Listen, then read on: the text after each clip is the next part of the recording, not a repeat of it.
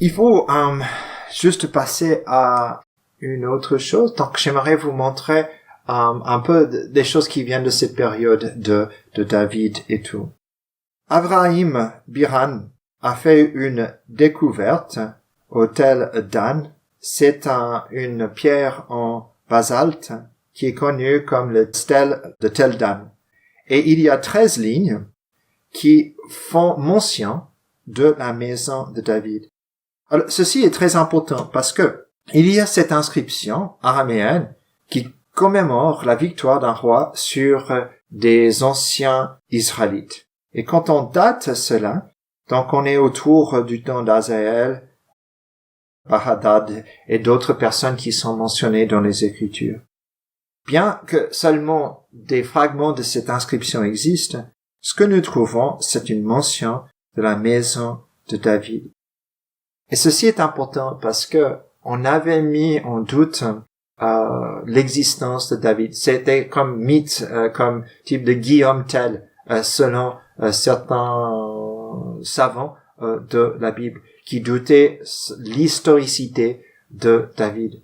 Mais grâce à ceci, nous avons la première mention de David et de sa maison 850 ans avant Jésus-Christ, donc plein milieu du 9e siècle avant Jésus-Christ. Comme la stèle de Mesha, la stèle de Tel Dan semble remplir une fonction mémoriale à propagande militaire qui parle une victoire contre Israël et contre la maison de David. Bon, la stèle de Mesha fait la même chose. C'est des victoires de Mesha, qui est un roi moabite. Et il est mentionné en 2 Rois chapitre 3, le verset 4.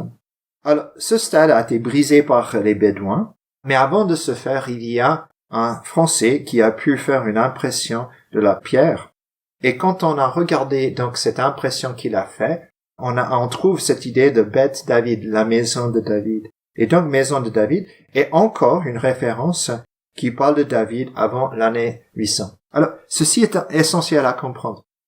C'est que avant ces découvertes, il n'y avait pas d'inscription en dehors de la Bible, il n'y avait pas d'écriture en dehors de la Bible qui parlait de la maison de David. Et donc les gens disaient, c'est un mythe, c'est juste quelque chose pour donner une identité à Israël avant Babylone ou juste après l'exil.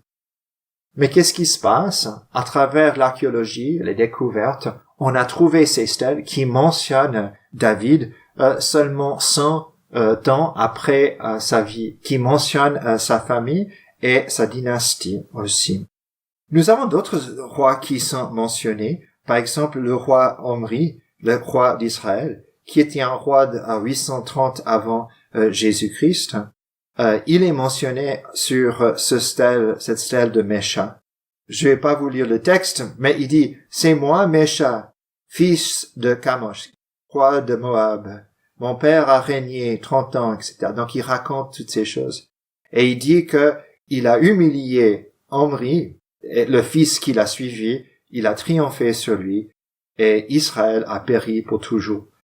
Bon, il exagère, mais il montre que même si Omri, roi d'Israël, avait vu plein de victoires sur les Moabites, c'est plus tard que ce roi a pu mener la bataille et gagner contre les ennemis, c'est-à-dire les Israélites. Il y a un autre endroit qui s'appelle Kirbet Keyafa, et les archéologues de l'université hébraïque et de l'autorité des antiquités israéliennes viennent de fouiller, après 7 ans de fouilles, les restes du palais du roi David dans la cité de Kirbet Kephaya en Israël. Et cette ville fortifiée, décrite dans la Bible, est du Xe siècle avant Jésus-Christ, l'époque du roi. Et ce que nous retrouvons, c'est que vous voyez qu'il y a des murailles tout autour.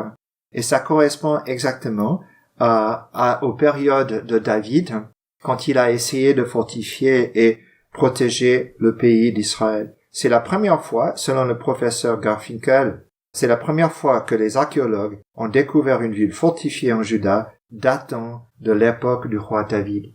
Donc, il faut savoir qu'il y avait, quand David est venu, il y avait déjà une identité israélite qui existait. Alors lui, il a solidifié cela, il a protégé cela, il a